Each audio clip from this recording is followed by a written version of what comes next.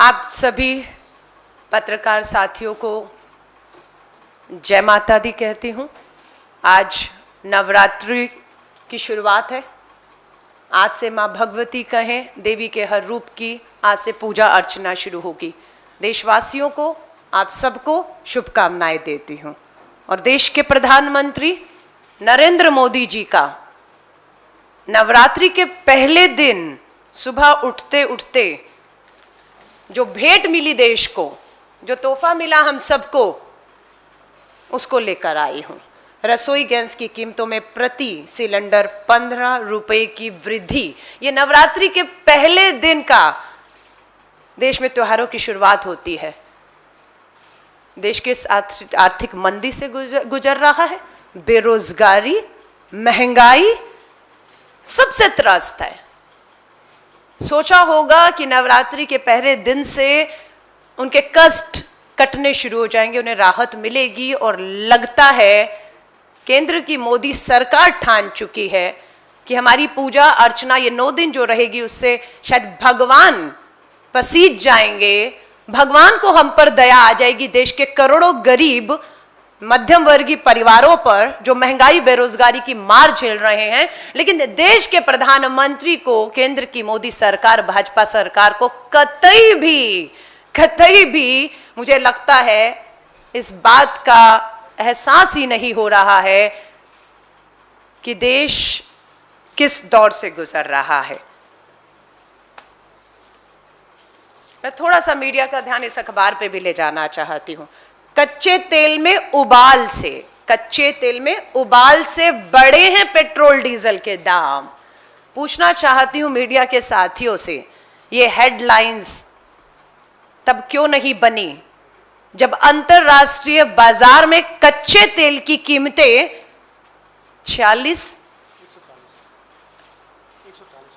140 तो हमारे समय पर थी। ये हेडलाइन जब इसी मोदी सरकार में कच्चे तेल की कीमतें 40 भी थी, $40 प्रति बैरल भी थी, तब क्यों नहीं सवाल पूछा कि कच्चे तेल की कीमतों में उबाल नहीं, बिल्कुल नीचे हैं, तब भी हमारे देश में पेट्रोल डीजल के दाम ऊपर क्यों थे? ये सवाल क्यों नहीं मीडिया पूछता? मैं पूछना चाहती हूं। मैं आपके सामने फिर वही आंकड़े रख रही हूं। 24 सितंबर 2021 से अब तक 9 बार पेट्रोल डीजल के दाम बढ़े हैं। 9 बार। सितंबर पुरानी बात नहीं है,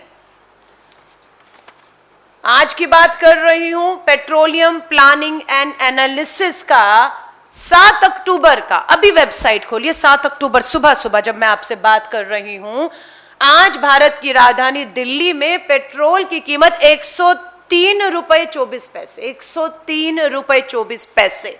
और 7 दिन से हम देख रहे हैं, 27 सितंबर से 7 अक्टूबर तक लगातार दाम रोजाना बढ़ाए हैं, रोजाना। वहीं पर अगर आप डीजल की देखेंगे, 23 सितंबर से 7 अक्टूबर तक लगातार दाम बढ़े और आज राजधानी दिल्ली में डीजल के दाम 91 रुपीज 77 पैसा है।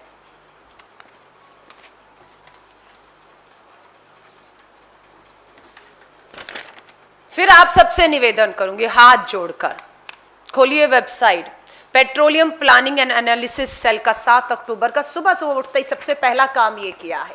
ये मेरा नहीं, भारत सरकार के पेट्रोलियम मंत्रालय की जानकारी है। मैं आपसे कहूंगी ईमानदारी से, देश हित में, एक बार ईमानदारी से अपने टीवी चैनल से कहिए, निष्पक्षता के साथ एक डिबेट करिए ना।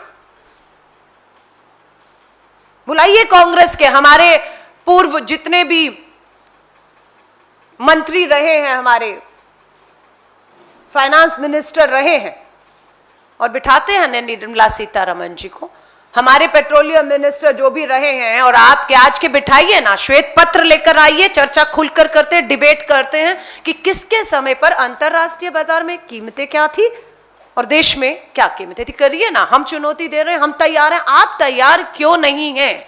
हम पूछना चाहते हैं।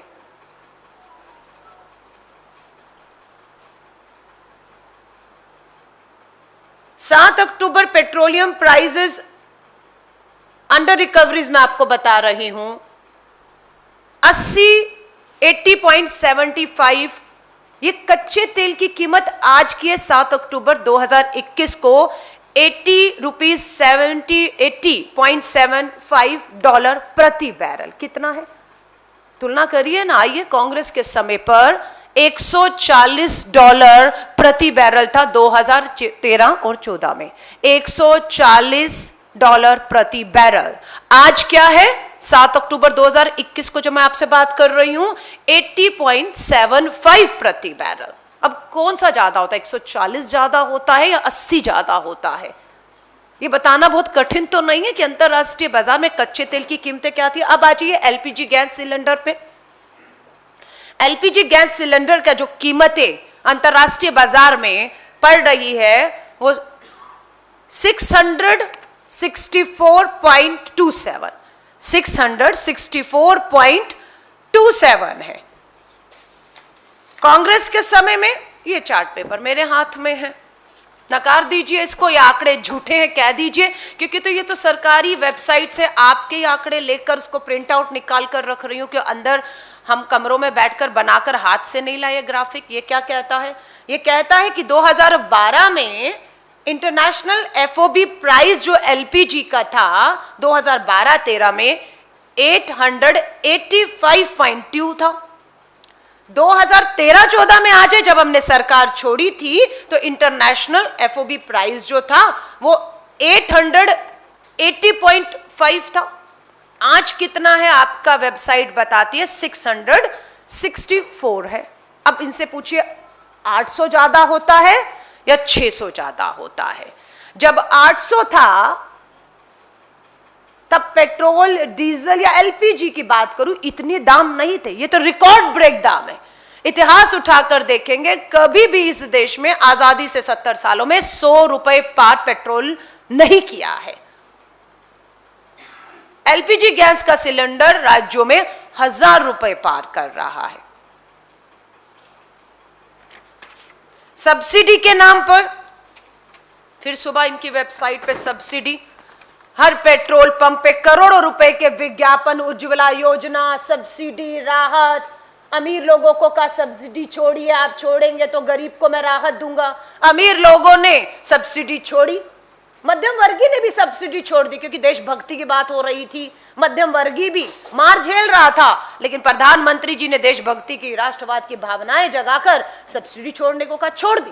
लेकिन आज सब्सिडी का क्या है? फर्स्ट क्वार्टर में मात्र 108 करोड़ रुपया 21-22 के फर्स्ट क्वार्टर में सब्सिडी के माध्यम से लोगों के खातों में, गरीब जनधन खाते खुलवाए थे, सब्सिडी आएगी, पैसा आएगा। कितना? 108 करोड़।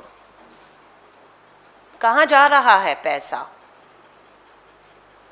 प्रधानमंत्री नरेंद्र मोदी जी गए लखनऊ, एक तरफ हमारे किसानों को कुचला गया, उनकी हत्या की गई लखीमपुरी में, और वहीं पर प्रधानमंत्री जी लखनऊ जाकर होमवर्क देकर आते हैं।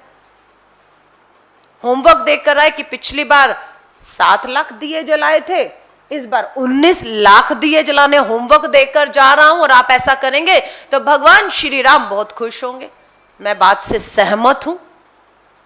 19 लाख नहीं, 29 लाख दिए जलने चाहिए।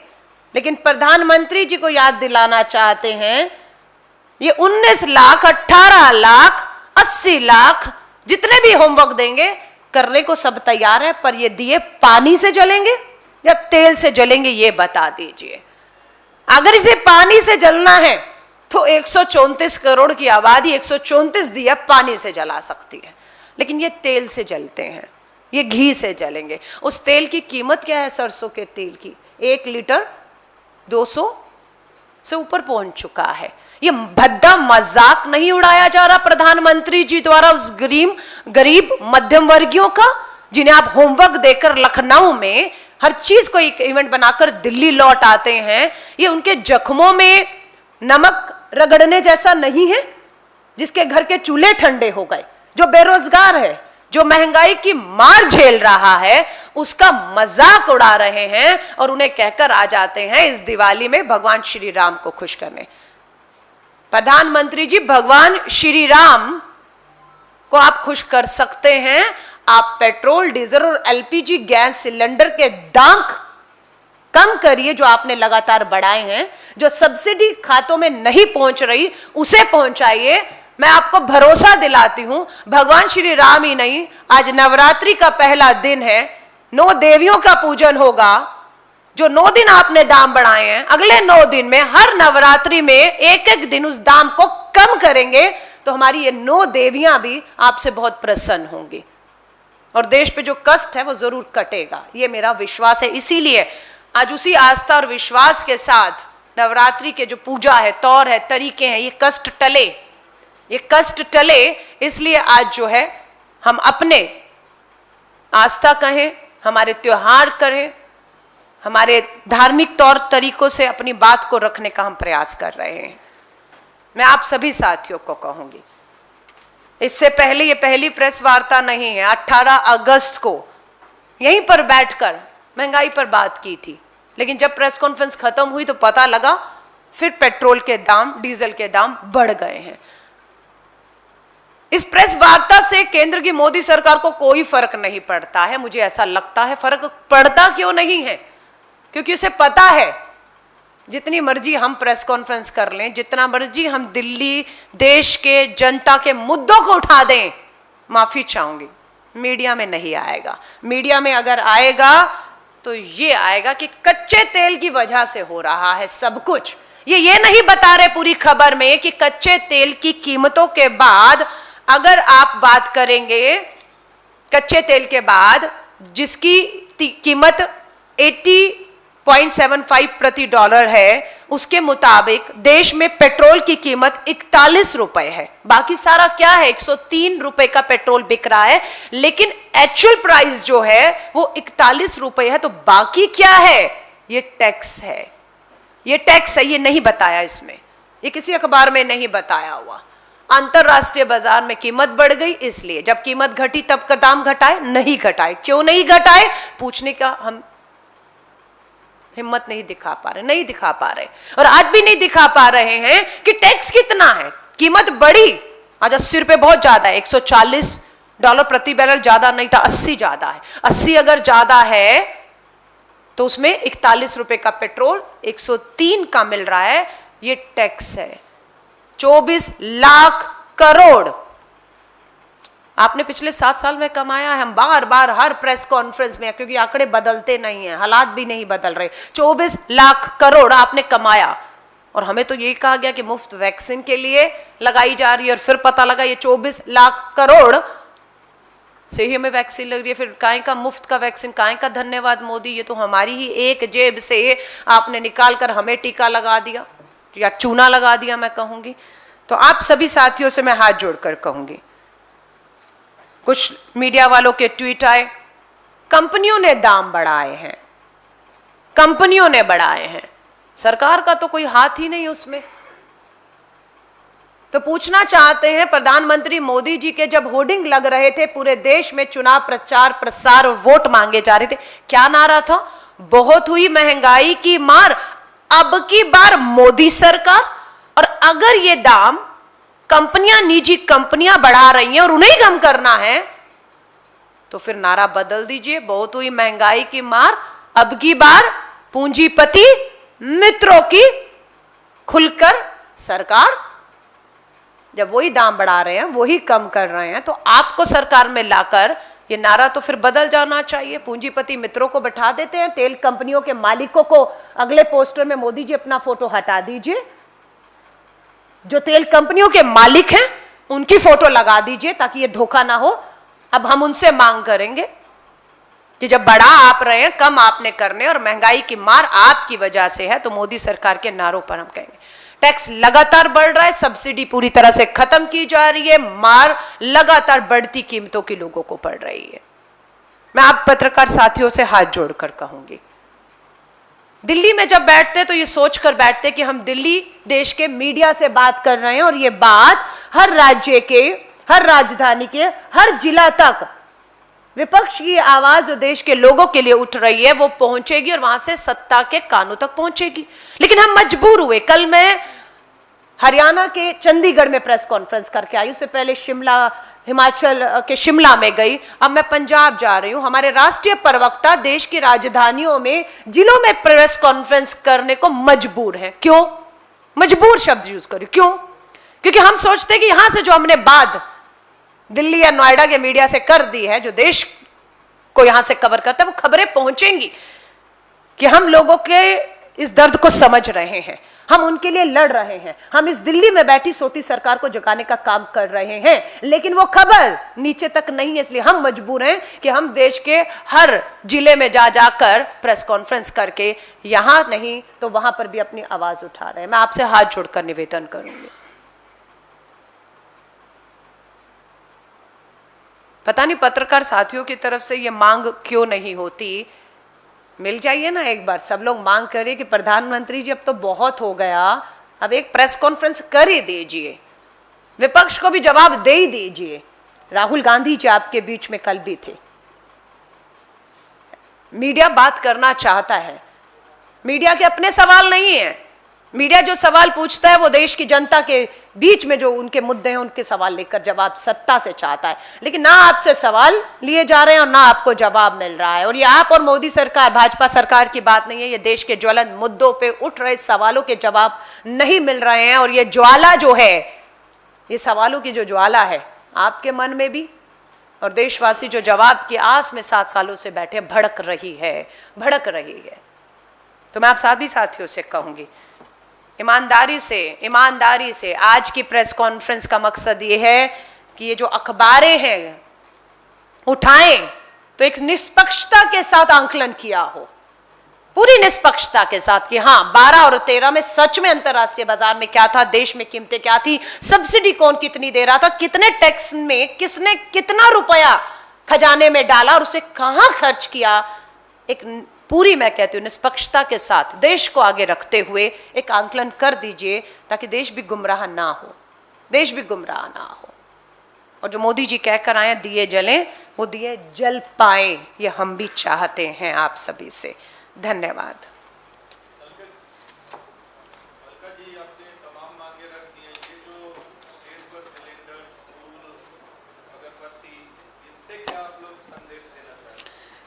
देखिए, मैंने आपसे जैसे कहा, आज से नवरात्रि शुरू है, आज से लोग पूजा पाठ और पूरी तरह त्योहार की तरफ बढ़ते हैं, अपने कष्ट कटें, उनके जो दुख हैं, परेशानियां हैं वो कटें। तो ये सबसे बड़ा दुख और परेशानी लेकर आया है, नवरात्रि का पहला दिन है और आज ये कष्ट कटने हैं, आप समझ रहे हैं। तो आज जो नवरात्रि का तौर तरीका है, जो प्रधानमंत्री जी होमवर्क देकर आए, श्री राम भगवान खुश होंगे, 19 लाख दिए जलें, वो पानी से नहीं जलेंगे। तो अगर वो उस तरीके से बात करते हैं तो हम भी उन्हीं के तौर तरीकों से उन्हें समझाने की कोशिश कर रहे हैं कि ये जो कष्ट है, उम्मीद करते हैं 9 दिन की जो नवरात्रि है, उस 9 दिन में आज उम्मीद थी 15 रुपए कम हुए वाली खबर होती तो हम कहते कि पहले नवरात्रि में हमारी पूजा, हमारी आस्था, जो शायद जिस सरकार पे भी कुछ लोगों की है, वो हमारी मनोकामनाएं पूरी हो गई, 15 रुपए कम हो गए। दूसरी नवरात्रि में दूसरा कष्ट टलेगा, 15 रुपए और कम होंगे। तीसरी नवरात्रि तीसरा दिन, पर मिल क्या रहा है? पहली नवरात्रि पहला दिन 15 रुपए सिलेंडर के दाम बढ़ के पूरे देश में अगर आप देखेंगे 1000 रुपए तक पहुंच चुके हैं। तो एक कष्ट टालने के लिए हम पूरे 9 दिन नवरात्रि के केंद्र की मोदी सरकार से भी दुआ प्रार्थनाएं हाथ जोड़कर करेंगे कि इस देश के लोगों के कष्ट काटिए, वरना माँ दुर्गा हमारी जो भी हैं, ये दैत्य बनकर जो महंगाई हमारे सामने खड़ी है, हम यही कहेंगे, माँ भगवती इस महंगाई दैत्य जो हमारे सामने चुनौती दे रहा है 12-12, या इसको जो दैत्य को हमारे सामने बार बार खड़े करने वाला एक बड़ा दैत्य है, उसका नाश करें इस देश के लिए। धन्यवाद।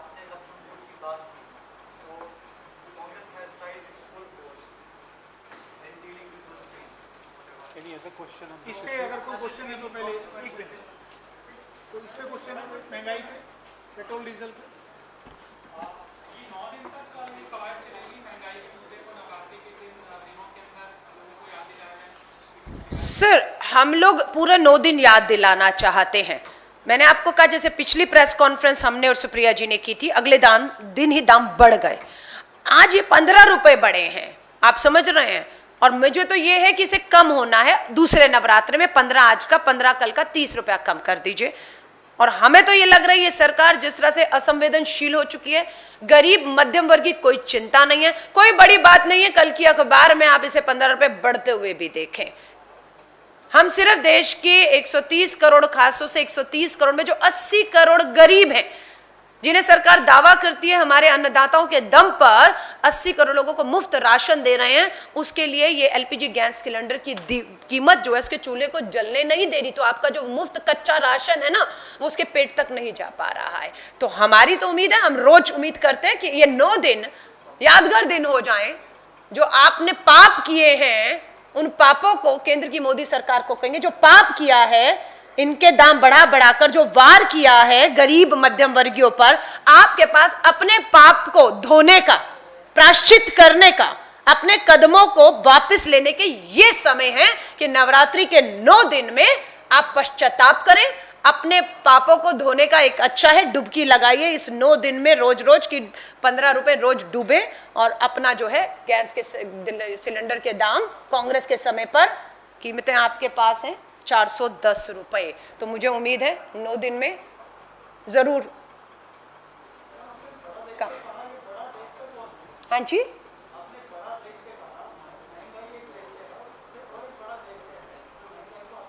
बिल्कुल। मुझे लग रहा है बहुत समझदार हैं। महंगाई नाम का दैत्य पैदा किसने किया है? पैदा किसने किया है? तो जो पैदा करने वाला होता है वो बड़ा होता है। तो ये बड़ा दैत्य कौन है? कौन ये महंगाई की मार रोज रोज गरीब और आम आदमी पर डाल रहा है, मध्यम वर्गीय को जो मार रहा है? वो देवता नहीं हो सकता ना, वो दैत्य हो सकता है। और महंगाई की मार कौन मार रहा है? समझदार है। और माँ दुर्गा, माँ काली, हमारी 9 देवियों की आज से आराधना पूजा शुरू होगी। सुबह 5 बजे उठकर मैंने भी पूजा की है और माँ दुर्गा से यही कह रही हूं, सरस्वती, दुर्गा, काली, चंडी, हमारी जितनी देवियां हैं, प्रार्थना यही कर रही हूं कि या तो महंगाई के दैत्य का नाश कर, या जो सत्ता में इस महंगाई का दैत्य खड़ा करके आम आदमी पर मार पड़ रहा है, उसका जो है, मुझे मालूम है माँ भी ये कहेगी 24 तक रुक जाओ।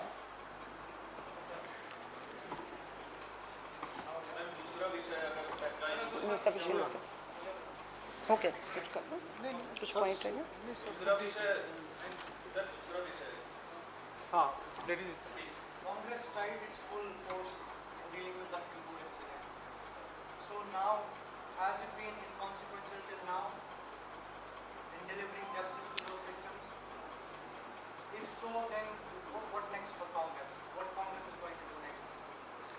देखिए, लखीमपुर खीरी में जो कुछ भी हुआ, वीडियो सबके सामने अब आ चुका है, अब इसमें कोई दो राय नहीं रही। सुप्रीम कोर्ट ने भी इसमें सुमोटो कॉग्निजेंस लेकर खुद सरकार से जवाब किया है और उसे 24 घंटे का समय दिया है।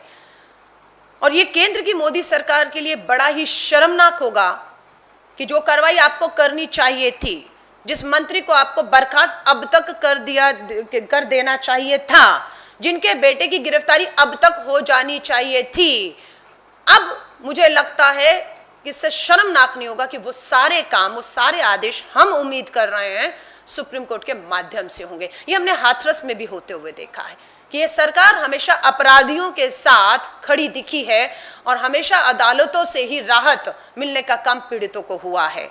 लखीमपुर खीरी की लड़ाई आज की नहीं है, हम जान रहे हैं। ये किसानों की, अन्नदाताओं की 10 महीने की लड़ाई इन कृषि कानूनों को लेकर है, जो कह रहे हैं हमारे लिए, किसान कहता है बार बार हमारे लिए एक मौत का फरमान है।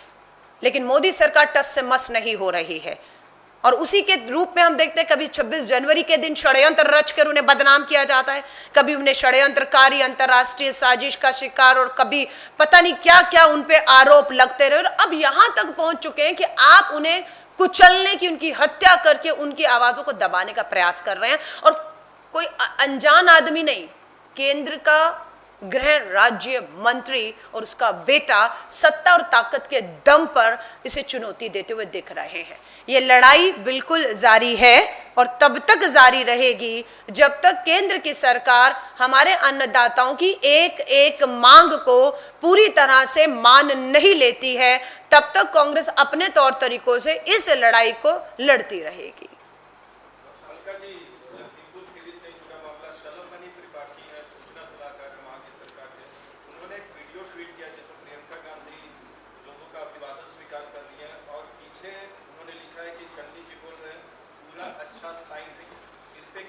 क्या कहा उन्होंने? एक वीडियो शेयर, हाँ ठीक है, क्या कह रहे हैं चन्नी जी? लोगों का अभिवादन स्वीकार कर रही है और चन्नी जी पीछे कर रहे हैं, पूरा अच्छा साइन है ये। शलभ मणि त्रिपाठी ने कहा कि क्या ये मातम मनाया जा रहा है लखीसराय? अच्छा, ये वो लोग हमसे पूछ रहे हैं, ये वो लोग पूछ रहे हैं और तब पूछ रहे हैं जब स्वयं देश के प्रधानमंत्री दिल्ली को छोड़कर लखनऊ लखीमपुर खीरी से कुछ दूरी पर थे और वहां पर लोगों से जश्न मनाकर उत्सव मनाकर कितने लाख दिए जलेंगे होमवर्क देने का काम कर रहे थे। हम पूछना चाहते हैं ऐसे समय पर देश के प्रधानमंत्री और भाजपा के राष्ट्रीय नेताओं की संवेदनशीलता कहां थी कि चंद कदमों की दूरी पर जिन अन्नदाताओं को आप ही के नेता की गाड़ी के नीचे कुचल दिया गया, आपके पास 1 मिनट का समय नहीं था कि उनके लिए ट्वीट कर पाते, उनके परिवार से फोन पे बात कर पाते, आप उनके पास जाके संवेदनाएं जता पाते। आपने तो पूरी तरह असंवेदनशीलता दिखाते हुए उसे पूरी तरह नजरअंदाज कर दिया। हम सवाल पूछना चाहते हैं, अभी 2 फिल्मी सितारे जो हैं उनके ऊपर उनका एक नेचुरल डेथ हुई उनकी, उसके ऊपर प्रधानमंत्री जी ने बहुत दुख व्यक्त करते हुए ट्वीट किया। कोई गलत नहीं है, बहुत अच्छा, ठीक है, संवेदनाएं होनी चाहिए, लेकिन ये संवेदनाएं तब कहां चली जाती हैं जब हमारी नाबालिग बेटियों के बलात्कारों के बाद हत्या होती है, जब हमारे अन्नदाताओं को आप ही के नेता गाड़ियों के नीचे कुचलने का प्रयास करते हैं, तब आपकी संवेदनाएं कहां जाती हैं? हम पूछना चाहते हैं। और बिल्कुल मैं कह रही हूं, हमारे पंजाब के मुख्यमंत्री ने क्या कहा, यह देश कह रहा है कि प्रियंका गांधी जी दिल्ली नहीं बैठी रही उस सूचना के बाद, उस घटना के बाद। रात को ही उन्होंने कुछ घंटों के बीच में फैसला किया कि वो दिल्ली नहीं बैठेंगी, वो लखीमपुर खीरी किसान परिवारों के बीच में पहुंचकर उनकी उसे न्याय दिलाने की लड़ाई को आगे ले जाएंगी। और वो निकली भाई, और उसके बाद क्या हुआ ये सबके सामने है। मैंने नहीं कहा, सुप्रीम कोर्ट के पूर्व न्यायाधीश जस्टिस मदन लकुर जी ने कहा कि ये पूरी तरह से प्रियंका जी की गिरफ्तारी और इन्हें इस तरह से रखना पूरी तरह से गैर कानूनी है। ये गैर कानूनी काम खुद स्वयं सत्ता कर रही है, मूक दर्शक बनकर हम बैठे हुए हैं। आपने ये सवाल ज्यादा महत्वपूर्ण नहीं है पंजाब के सीएम ने क्या कहा, लेकिन ये महत्वपूर्ण नहीं है। मुझे लगता था आपको ये भी पूछना चाहिए कि छत्तीसगढ़ की चुने हुए मुख्यमंत्री, संवैधानिक पद पे बैठे हुए मुख्यमंत्री को लखनऊ के एयरपोर्ट से बाहर नहीं निकलने दिया जाता है, उन्हें वहीं से वापस लौटा दिया जाता है। अगले दिन 2 मुख्यमंत्री और श्री राहुल गांधी जी पहुंचते हैं, उनको तब संघर्ष करना पड़ता है, मीडिया के माध्यम से एक लोगों तक आवाज पहुंची, दबाव बना, मजबूर होना पड़ा, घुटनों पर आना पड़ा सरकार को, तब इजाजत मिली। और सिर्फ कांग्रेस, हमारे नेता प्रियंका गांधी जी को बंदी बनाया गया, राहुल जी को, मुख्यमंत्री पंजाब और छत्तीसगढ़ को रोका गया। बाकी राजनीतिक दलों के नेता तो बिल्कुल वहां पर पहुंच के फोटो खिंचवा रहे थे। क्यों? क्योंकि कहीं ना कहीं वो राजनीतिक दल आपको लाभ देते हुए दिख रहे हैं, वो तस्वीरें आपको राजनीतिक लाभ 2022 के चुनावों में देखते हुए मिल रही हैं। इंटरनेट की सुविधाएं आपने बंद कर ली, ड्रोन से जासूसी की, वकीलों को प्रियंका गांधी जी से नहीं मिलने दिया। तो मैं पूछती हूं, इस देश में बड़े सवाल क्या हैं? बड़े सवाल क्या हैं? बड़े सवाल वो जो देश में उठ रहे हैं, या बड़े सवाल वो हैं जो भाजपा के नेता पूछ लेते हैं और वो हेडलाइन बन जाते हैं और वो बड़ा सवाल हो जाता है? मुझे लगता है हमारे पत्रकार साथी अपने अनुभव के साथ इतनी बात समझते हैं कि बड़े सवाल इस देश के हैं क्या, और कौन सा सवाल पूछना है, कौन सा नहीं पूछना। मैं मान सकती हूं कहीं ना कहीं एक दबाव, मजबूरी है कि हेडलाइन यही बनेगी, सवाल पहले पन्ने पर यही पूछा जाएगा जो सत्ता विपक्ष से पूछ रहा है, मालूम है। पर कम से कम ये उम्मीद करते कि दूसरे पन्ने पर जो देश के सवाल, देश के मुद्दे हैं, जो विपक्ष सत्ता से पूछ रहा है, जो जवाब वहीं से आएगा उसे दूसरे पन्ने पे उसकी भी हेडलाइन, ताकि अखबार का पन्ना अगर हम पलटें तो लगे कि कहीं ना कहीं चलिए दबाव है पर दूसरे पन्ने पर है, पर दूसरे पन्ने पर नहीं है, पूरी तरह से गायब है, पूरी तरह से वो गायब है। धन्यवाद। या हाँ,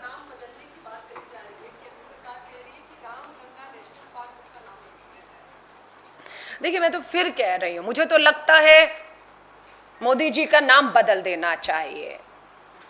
ये नाम जब से प्रधानमंत्री के पद पर बैठा है, इस देश का बुरा समय शुरू हो गया है। ये नाम के अक्षर बदल दें, या नाम में होता ना अल्फाबेट को ज्यादा डाल लो, कम कर लो।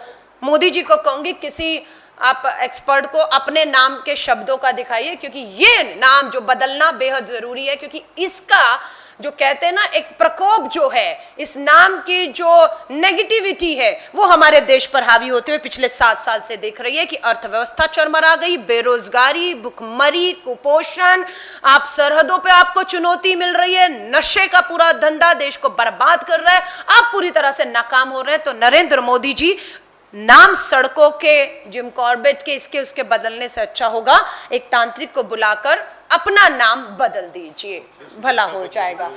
हाँ, 24 में तो हम बदल ही देंगे, पर 2 साल और भुगतना पड़ेगा, इसलिए वो खुद किसी के एक्सपर्ट ले ले, फीस की बात होगी, जनता उसमें कंट्रीब्यूट कर लेगी। राइजिंग प्राइसेस जो है फ्लोन के, उसको काउंटर करने के लिए कांग्रेस अभी क्या करेगी?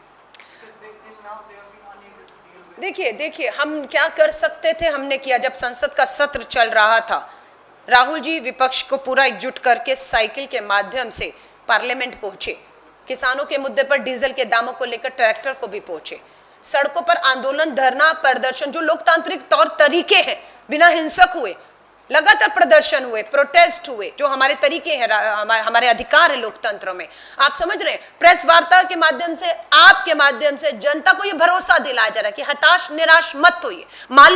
मालूम है आप बेरोजगारी, महंगाई की मार झेल रहे हैं, पर हम आपकी आवाज को सोती सरकार के कानों तक पहुंचा रहे हैं, क्योंकि आपको मालूम है वो हताश निराश आदमी देश का अपनी हिम्मत जब हारता है तो क्या होगा। आत्महत्याएं कर रहे हैं हमारे युवा, आत्महत्याएं कर रहे हैं, हताश निराश होकर नशे की लत में जा रहे हैं, और वो नशे की सप्लाई, हाथ में रोजगार रखने का वायदा था और हर हाथ में चिट्टा रखा जा रहा है। मैं गई हूं अभी शिमला में, बिल्कुल जेपी नड्डा जी भाजपा के राष्ट्रीय अध्यक्ष उसी हिमाचल से आते हैं, अनुराग ठाकुर उसी हिमाचल से आते हैं। हिमाचल के अंदर, मैं नहीं, हिमाचल की पुलिस, शिमला पुलिस ने मेरे वहां जाने से 3 दिन पहले बताया, प्रेस कॉन्फ्रेंस करके इस बात को कहा कि हमने 300 किलो हीरोइन पकड़ी है। ये शिमला पुलिस ने कहा है, और यही नहीं कहा उन्होंने, अपनी प्रेस विज्ञप्ति आप ढूंढिए, निकालिए, मिल जाएगा। शिमला पुलिस ने यह भी कहा, उन्हें यह भी पता है कि अफगानिस्तान, ईरान के माध्यम से गुजरात के बॉर्डर पे जो उतर रहा है नशा, वहां से आ रहा है, पुलिस ने कहा है, और वहां पर अफगान नागरिकों को पकड़ा भी है।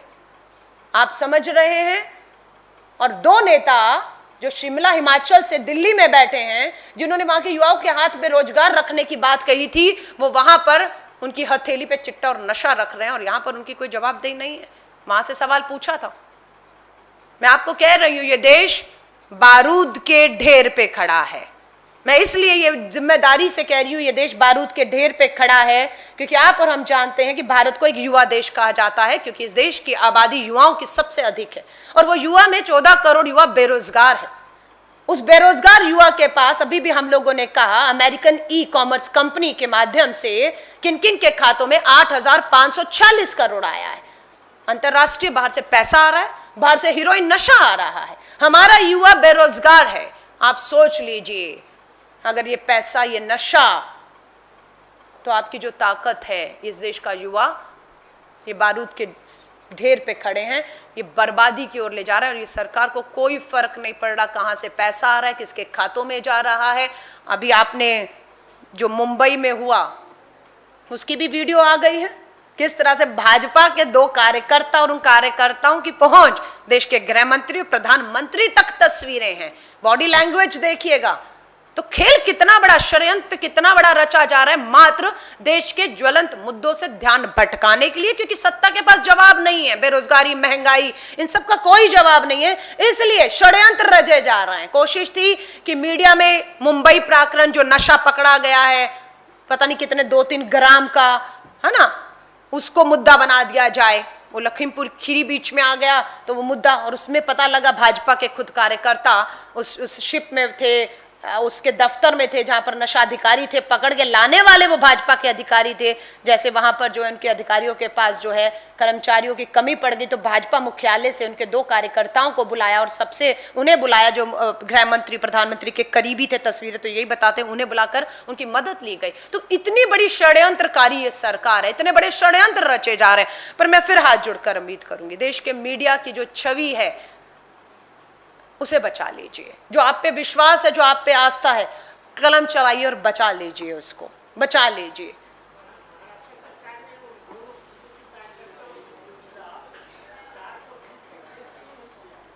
देखिए महाराष्ट्र सरकार क्या करेगी, कब करेगी, वो महाराष्ट्र सरकार से जरूर आप महाराष्ट्र में पूछिए, वहां के मीडिया जो बैठे पूछिए और जवाब वहां से आना चाहिए। पर हम ये कह रहे हैं सारी उम्मीदें विपक्ष, कांग्रेस की सरकार, वो जो विभाग है वो विभाग क्या महाराष्ट्र सरकार के अधीन काम करता है? क्या उन्होंने कहा भाजपा के 2 कार्यकर्ता जो सबसे करीब हैं प्रधानमंत्री जी, गृह मंत्री की, उनकी मदद लीजिए उन्हें पकड़ने में? ये किसकी संस्था है, किसके अधीन काम करती है, किसके आदेश पे काम करती है?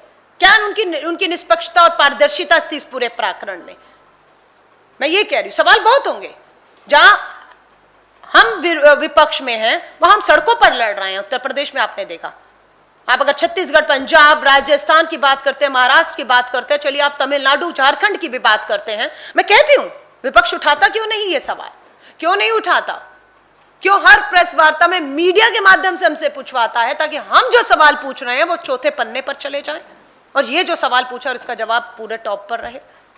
पूछिए ना, लोकतंत्र है। हमारी सरकारें जवाब देने से या प्रेस कॉन्फ्रेंस करने से डरती नहीं। हमारे मुख्यमंत्री भी प्रेस कॉन्फ्रेंस करते हैं, हमारे प्रधानमंत्री हमारे डॉक्टर मनमोहन सिंह जी जब रहे उन्होंने भी प्रेस कॉन्फ्रेंस की। हम चुनौती दे रहे हैं, हिम्मत दिखाइए। बहुत से सवाल हैं ये जो जवाब आपको विपक्ष से पूछने चाहिए, जो वहां पर है विपक्ष महाराष्ट्र में।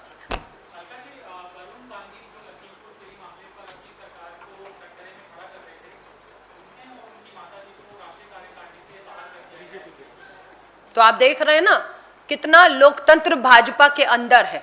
माफी चाहूंगी, हमारे यहाँ पर बारी बारी सवाल G23 किया जाता और हर बात किया गया कि कांग्रेस में डेमोक्रेसी है, लोकतंत्र है, यहाँ पर बात होती है और सुनी जाती है। और जहां तक श्रीमती सोनिया गांधी जी ने उन सबको बुलाया, घर पे बुलाया, मीटिंग हुई, बात की और समय आने पर जो जो कार्रवाइयां काम करने हैं संगठन को करने के लिए वो करेंगे। लेकिन भाजपा में आप खुद देख रहे हैं कि वरुण गांधी जियों, मेनका गांधी जियों, लखीमपुर खीरी में सरेआम कुचला गया किसानों को। अगर बात करते हैं तो उनकी बात को सुने जाना चाहिए था। उस मंत्री को अब तक बर्खास्त कर दिया जाना चाहिए था, उनके बेटे की गिरफ्तारी हो जानी चाहिए थी, लेकिन कार्रवाई मंत्री और उसके बेटे पे नहीं, भाजपा के नेताओं पर ही कर दी गई, उन्होंने बाहर कर दिया गया।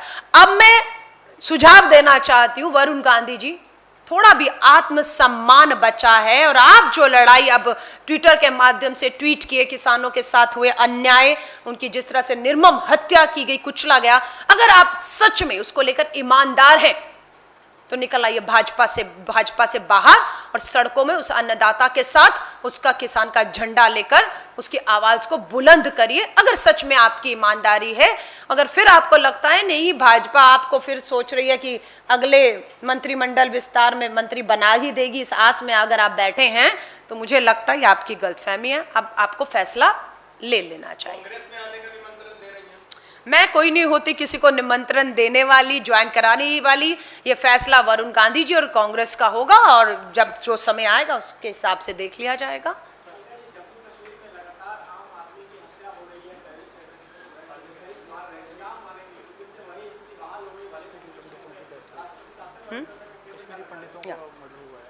देखिए मैं आपको फिर कह रही हूं, बहुत ही दुर्भाग्यपूर्ण है। जम्मू कश्मीर का आप जिक्र कर रहे हैं, देश के कहीं पे भी कुछ भी ऐसा होता है ये दुर्भाग्यपूर्ण है। अब फिर मैं कहूंगी, जम्मू कश्मीर जब आप शब्द करते हैं तो आपके दिमाग में ये सवाल आ जाना चाहिए कि ये सवाल करना किससे चाहिए? उनसे जिन्होंने वहां पर लोकतंत्र की हत्या करके एक चुनी हुई सरकार को बर्खास्त किया, उस भाजपा से सवाल करना चाहिए। या नहीं करना चाहिए? उस भाजपा जिसने वहां राष्ट्रपति शासन लगाया हुआ है, जिनका गवर्नर वहां नियुक्त किया गया है, अगर वहां ये हिंसा हो रही है तो यह सवाल किससे करना चाहिए? क्या गृह मंत्री से सवाल नहीं करना चाहिए कि अब तो जम्मू एंड कश्मीर पूरी तरह से आपकी मुट्ठी में है और आपके मुताबिक है? 370 खत्म किया, राष्ट्रपति शासन लगाया, पूर्ण तरीके से लोकतांत्रिक चुनी हुई सरकार को बर्खास्त कर दिया, वहां पर आपने इंटरनेट सुविधाएं बंद कर दी, लोगों को जिसने आवाज उठाई लोकतंत्र में उसे आपने बंदी बना दिया। और आज की सच्चाई और हालात ये है कि हमारे लद्दाख हो, जम्मू और कश्मीर हो, चाहे वो हमारे पड़ोसी दुश्मन देश हो, हमें लगातार चुनौती दे रहे हैं। और हमारे घर के अंदर भी हमारे देश के रक्षा मंत्री कहें, गृह मंत्री कहें, प्रधानमंत्री कहें, वहां का राज्यपाल कहें, वहां पर प्रेसिडेंट रूल लगने के बाद अगर ये सब होता है तो कटघरे में या सवाल विपक्ष से नहीं, सत्ता से पूछने की हिम्मत होनी चाहिए। और हिम्मत तब तक करनी चाहिए जब तक हमें जवाब नहीं मिल जाता है और वहां पर हिंसा पूरी तरह रुक नहीं जाती है और जिंदगियां वापस लोकतांत्रिक तरीकों से